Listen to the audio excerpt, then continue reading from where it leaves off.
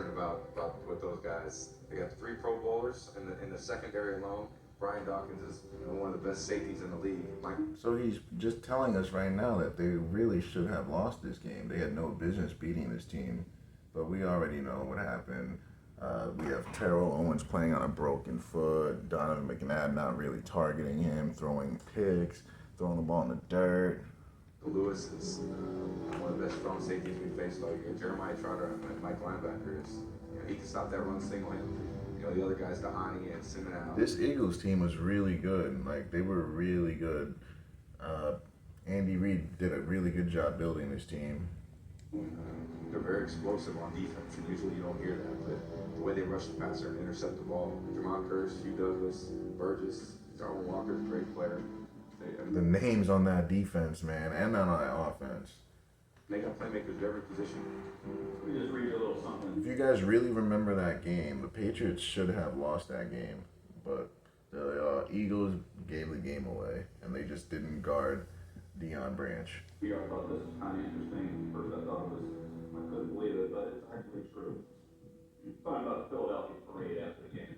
All right, it's 11 o'clock. It's an 8-10 at. It's going to go from Broad Street up to Washington Avenue, past City Hall, then down to Benjamin Franklin Parkway, and we'll end up at the Art Museum.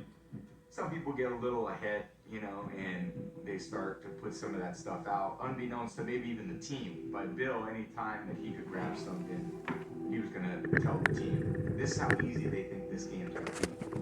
Do you think we should even show them play, or just let them do their parade? We've been to some, but let's just take things slow, day by day, game by game, and we can do it again. But you guys have been drinking that Kool-Aid for a long time. Game by game, don't look ahead. How do you never look ahead? Yeah, we're the Kool-Aid makers in there, And that's where the opportunity lies. People want to believe that there is going to be another opportunity, so they don't have to do the hard work. Because if you think that you're going to get all these shots, pace yourself. And why do you pace yourself? Because you don't have the ability to push to your maximum effort. And it's hard for a lot of people. Because we pushed. And if you don't have strong character, you won't make it. Because you're around a lot of other high achievers. And you'll get weeded out. And then you'll recognize in yourself that you're not capable. Then you'll lose confidence. So you want to go to a place that's easier for you. It's more comfortable for you.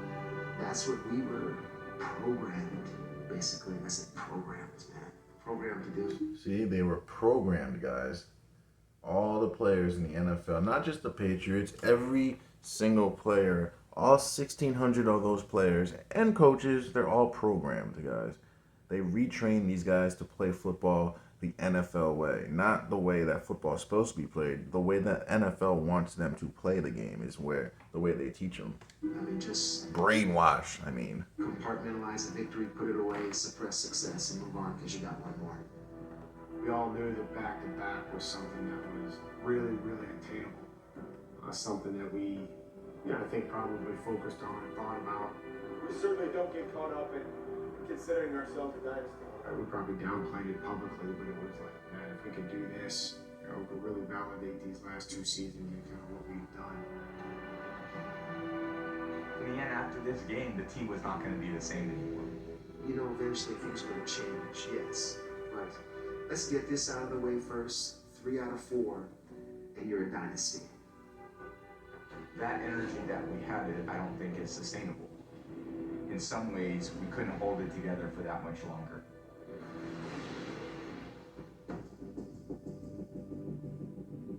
You're just focused on the mission. You've been here before, you know what to do, and you know how to finish. It was like, man, this team's been really, really close. Every year it was the Eagles, they were there. There we go, now let's have some fun. Double right 22 scat, hey, go on. Andy Reid, Donovan McNabb, it's hard to bring down. Got a bunch of weapons, they got to scat back. The defense blitzed. Brady takes the snap. He's been hit. He's sacked. I thought we had a great advantage over the Eagles because we had a great team.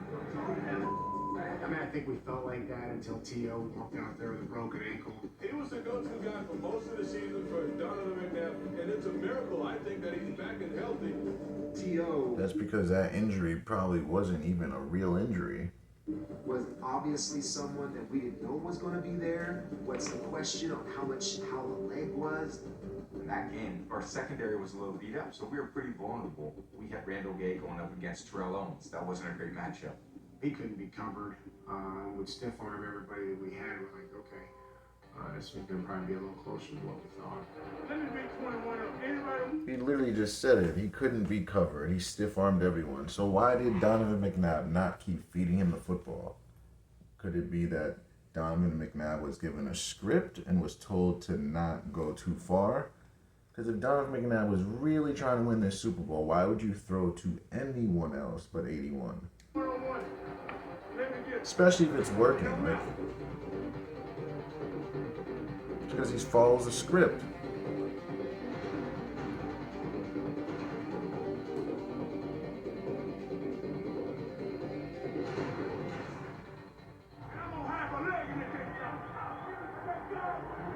He doesn't have half a leg. He is just fine. If he had a broken leg or half a leg, he would not be moving the way he does, guys. That was just a made-up storyline to make him look great. You know what I mean? Because how many people are going to come back from a broken ankle or foot, whatever it was, and play like that? No one. Like, does he look like anything is broken? Like, come on, guys. Just use your intuition. It ended up being a very difficult Super Bowl.